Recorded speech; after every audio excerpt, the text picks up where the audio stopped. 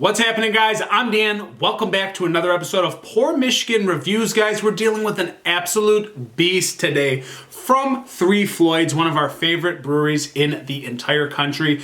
It is the pillar of beasts. This is an incredibly loaded 13.7% barley wine style ale brewed with salted caramel aged in oak barrels. Guys, this one was really tough to get. This was an allocated item. Luckily, at the store, we sell a lot of Three Floyds, so I was allocated one case of this. Of course, we accepted it. It's coming in around $22.99 for a 4-pack, aka maybe like $5.99 for one bottle. But guys, it's an incredible barley wine just by the looks of it. I don't know how long Three Floyds has distributed this. Not distributed it, but made it in general. I think for like 3 to 4 years, maybe a little bit longer. I'm not quite sure on that. Do not quote me. I again, don't know the history of this beer. I don't know the history of a lot of Three Floyds beer. But one thing I do know, when I see a Three Floyds beer, I grab it because it's Three Floyds. It's that simple. Don't question it.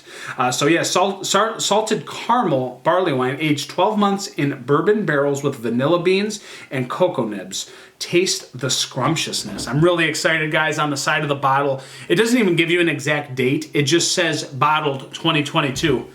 This is meant to age. I only have one bottle. Maybe I'll get another one. It's tough to say, but I thought I'd review this one for you guys. It seems like a really awesome beer to kind of go over with you guys. So great little hiss when I popped this, guys. It should be right around 58 degrees, I would say. If I had to guess, it was in my car for a little bit, but it was completely warm before that. It's been sitting on my table for about an hour and a half now. I had a little chill to it at the time, but let's go for a pour. Oh, it's beautiful. It's like caramel, honey, kind of a copper color as well with a little bit of a light, slightly tan head that's more towards the white side. Wow, it's very carbonated. It's beautiful. It's like this golden amber honey color, guys. It looks really nice in the glass. Very well carbonated. It does have a lot of zippiness to it going into the glass. A little bit of bubbling inside that not super tight head. It's just kind of a fluffy, kind of not sticky, even just a loose white sudsy head that's kind of just sliding around the glass. It's not sticking that much. That head should dissipate at this ABV, guys. 13.7, no slouch of a beer here. So haven't had a barley wine in a minute. I think the last one I had was from Three Floyds and I loved it. So I'm going back in, guys. Let's see the aroma. Dark raisins, bourbon soak, honey, raisins. A little bit of like fruitiness, like this fruity date kind of thing. These dry dates. Again, this honey kind of fruitiness popping off the top. A little bit of like toffee, this like caramel toffee kind of thing. A little of the earthy graininess that's coming out as well. Almost a hint of fennel. I get that in a lot of like stouts and barley wines, guys. But this smells very scrumptious, as it says. Let's dive in. It's going to be the Pillar of Beasts. What a name. What a name.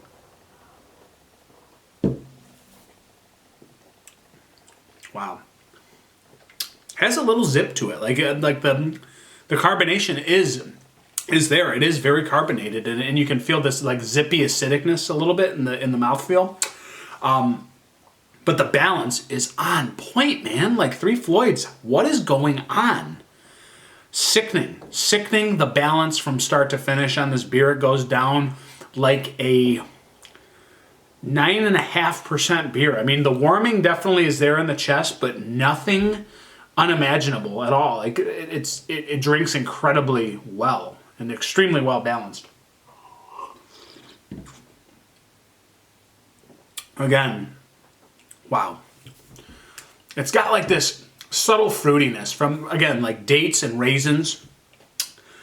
There's a sweet vanilla presence that's a nice little smooth addition to the fruitiness. It kind of complements it very well, and it flows nicely together. The body is big. It's a big body, and it feels kind of heavy, but it's not syrupy. That is the weirdest part of this barley wine being almost 14%. It's not syrupy. It's just heavy. It's a heavy viscosity and a little bit of like density with it, but it's got this like honey, this caramel toffee, this nice subtle fennel with it's like a vanilla soaked fennel. Like it goes, man. It goes, and Three Floyds, they know how to make these go in the right direction all the time.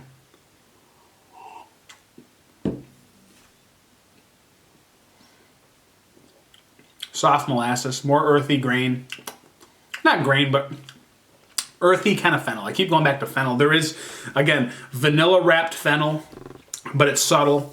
And then you really get a dominating like honey, caramel toffee, dates, and raisins, and they're kind of like nice and soaked. They're very wet, like the bourbon, the barrel, that kind of thing's coming out. Again, vanilla, more subtle, but there's this fruity sweetness and smoothness that's complemented with that vanilla into that date and raisin.